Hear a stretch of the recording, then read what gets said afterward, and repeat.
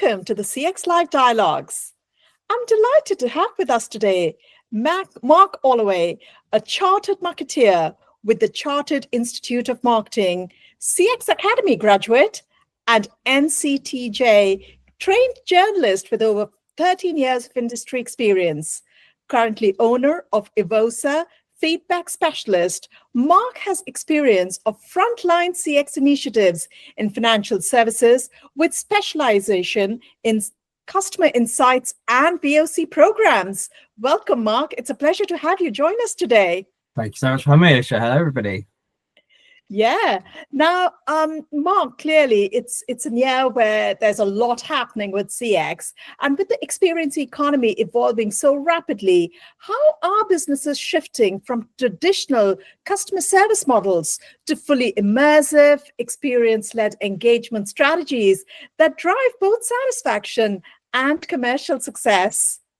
You're certainly right. It's a busy year, isn't it? And it's certainly shifting. I think that argument that CX, perhaps that we've seen in the past, is kind of people pleasing or somehow not related to the commercials of a business is certainly in decline and proving quite archaic. And we've seen research from Quadrant, for example, tells us 2/3 of consumers would actually pay more for a great experience. So there certainly is that link between satisfaction and commercial outcomes. I think here in the UK, looking at the UK Consumer Satisfaction Index that the Institute of Customer Service produce, the top 10 scoring brands in their most recent biannual survey, satisfaction also boasted some pretty positive financial headlines. One organization paid out the largest dividend in their history, another recorded 4 consecutive years of profit, hundreds of millions paid out to members, another had an increase in profits of more than 70%. So I think we're definitely seeing that competition, not just from within the industry now and traditional rivals, but experienced leaders in all areas, and particularly in digital as well. We've seen those expectations return to normal following the global pandemic, of course, and now there's really little tolerance for poor experiences. So organizations are understanding that importance, and more attention, I think, is being paid to understanding customers and the value in their feedback. And you need to look at the provider landscape in CX. Like you say, it's changing so quickly, from review sites and AI-driven SaaS tools to voice of the employee and survey builders to see what growth there's been there in demand and in capability. And we see how advanced they can be and how good they can be put to use at events such as the CX Live show. So I do wonder, though, if maybe the truth is that not everyone is shifting to that experience-led approach, and whether that be through budgets in the difficult economic climate or workplace culture or other circumstance. But it's clear those firms who aren't kind of coming along with that CX shift are the ones that are going to get left behind. And hopefully, I think that's a good thing. We'll see consumers vote with their feet and with their wallet, and as well as increased regulation and transparency around customer outcomes, that will lead to a more competitive landscape and a more rewarding landscape for consumers in the years to come. Definitely. And you touched upon the economic volatility that's there in the environment. And obviously, organizations are using CX as a growth lever in today's business environment. Now, when you're looking at businesses in the region repositioning CX from a support function to a core business strategy that directly influences profitability, market differentiation, and long-term growth, how do you feel they can achieve success with this? That's absolutely right. Those economic pressures are being felt in all areas of business, aren't they? And not for profits alike. It's a combination of that and the advancements and capabilities, I think, in AI as well. That ability to look at vast amounts of feedback at scale, and in record times as well. And I think that's driven the importance of root cause and closing the loop in particular.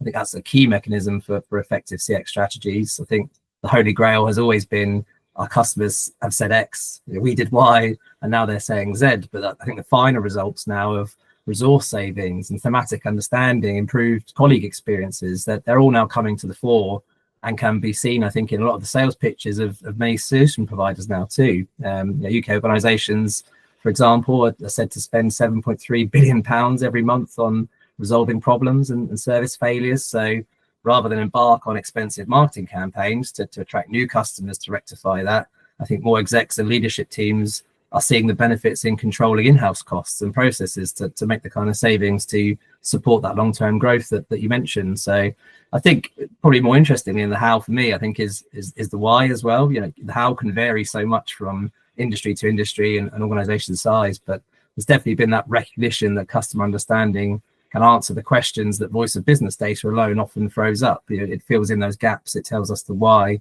Some stats that I think back that up, that the Foundation and the Quadrant together, I think, are quite telling. 83% of consumers think organizations take their customers for granted. 56% of business leaders haven't spoken to a customer in over a month.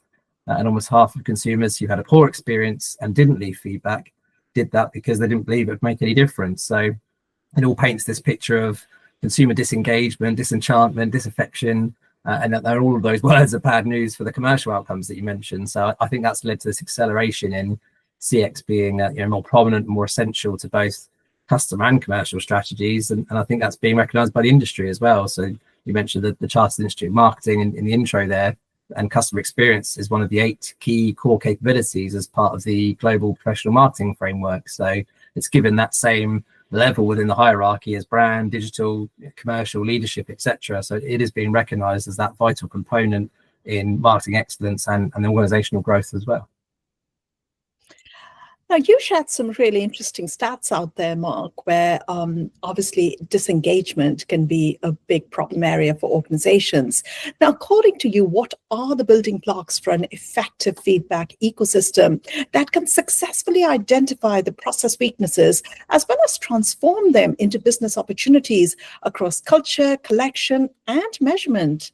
Yeah, you've got to have all of those key ingredients together, haven't you, to make that work? Absolutely. And talking earlier about harnessing the power of insight, an effective feedback ecosystem is absolutely your way to do that. So, of course, it starts with collection and understanding who you're collecting feedback from, but I think when, why, and how as well. So going right back to my journalistic training many years ago, I was always taught that any news story should answer those questions in the first paragraph. I think designing a feedback ecosystem is no different. So the who needs to start with the wider marketplace, ensuring you've got that strong understanding of industry agnostic needs and expectations we were kind of talking about earlier. And I think that's where external sort of listening loops and partnerships can be really valuable. And I think good CX teams have that external monitoring as part of their regular routines. The when is mostly about maximizing chances of collecting the feedback. Whilst, of course, avoiding feedback fatigue. I think that can sometimes be oversold a little. I think countered, maybe not easily, but effectively with the correct approach and education in advance. So, customers, same as colleagues, really will be far more open to approaches for feedback if they understand it's part of the DNA of the organization, if they genuinely believe and understand there is a benefit in it for them. I think the why is crucial as well, so that should be under constant review, really. I have a little acronym I like to use called SWAY, which is so, what, and why. So allow me some leeway with the last letter, but it's a question that stakeholders will ask when they're presented with a finding from the ecosystem. So it should always be in your mind as a program manager when developing that process. So if it doesn't link back to a commercial outcome, and really I'd argue everything ultimately does, but maybe the angle or the focus is more on colleague experience or brand values, for example. And I think how is an interesting one. I think that's probably where there's the most variance in CX at the moment. I think the old guard, as I'd like to think of them, customer metrics like NPS and CSAT and net effort score are sort of somewhat derided. We seem to be constantly searching for the next best thing and really just kind of be reinventing the wheel a little bit. So I think if you have the why already defined, that should lead you to your relevant metric. And then you next need to consider how that interprets itself to your audience, and how you format your results. And that will give you the answer options to present to your respondents. Is your audience more accustomed to a dashboard full of percentages? You're presenting to the whole staff body virtually on a video call, for example. Are you benchmarking against wider industry norms? So all of those should guide you and tell you what to collect so you can present those insights back in the most effective way possible. Indeed. Now, obviously, the final step to this is gaining customer loyalty, and gaining, retaining, and growing customer loyalty seems like a no-brainer in today's day and age, especially with the economic pressures that we've just spoken about. So what are the common barriers organizations face that prevent them from achieving this? And what does look good like to maximize both commercial as well as customer outcomes? Yes, it ties it all together nicely, doesn't it? You're always looking for that holy grail to convert loyalty into meaningful commercial outcomes. I'd say there's 3, I think, at the moment that are a mix of the most important and pertinent and also the most widespread. So I think firstly, it's quite a broad heart back, I suppose, to the core sort of principles of CX, but I think still too much effort and focus is going around the pre-customer stage, the kind of sales process, that traditional pyramid that probably most organizations have implemented at some stage, 4 steps or ADA, whatever it might look like. But it very much takes the focus away effectively from the customer, as soon as they make that purchase or sign that contract or make a donation, whatever that looks like to the organization.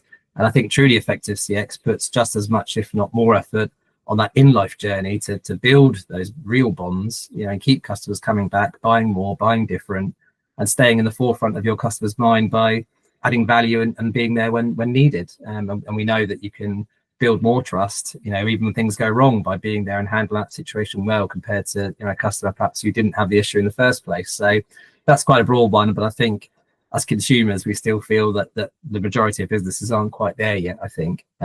Secondly, I'd say the propensity to recommend is not being weaponized, if you like, even when that feedback is collected.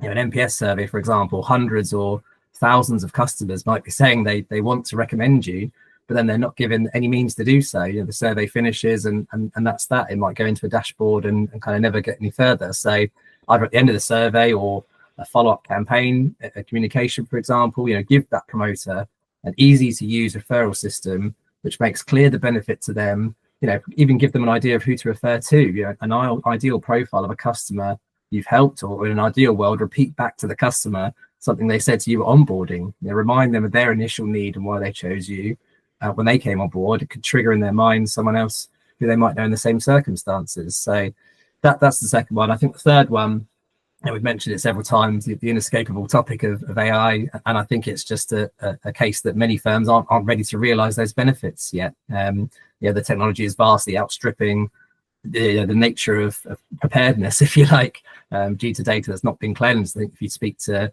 AI building solutions or anyone involved in the sort of tech element of AI, they'll tell you that if you put rubbish in, you get rubbish out. And they might not use words quite that friendly, but it's being data coordinated from different systems, legacy IT systems, maybe, different products and sub brands coming together for the first time. Some firms, I've seen even have some paper, some hard copy feedback that's hard to then ingest. So the large majority are not capturing and streamlining that, and also are missing an opportunity to get that behavioral data and understanding at the onboarding stage, which really enables you and sets you up to have an effective and personalized journey later on with that customer. So I think automation is on sort of everyone's radar, but there's two kind of strands to that: to draw the line in the sand, understand how they're going to start collecting data from today onwards, making that as seamless as possible, but also what's that historic piece look like, and how do you get to your customer metrics of truth?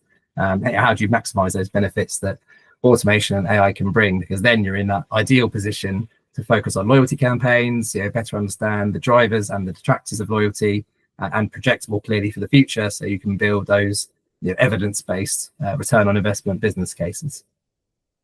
Definitely. Thank you so much, Mark. It's been a pleasure to have you join us today.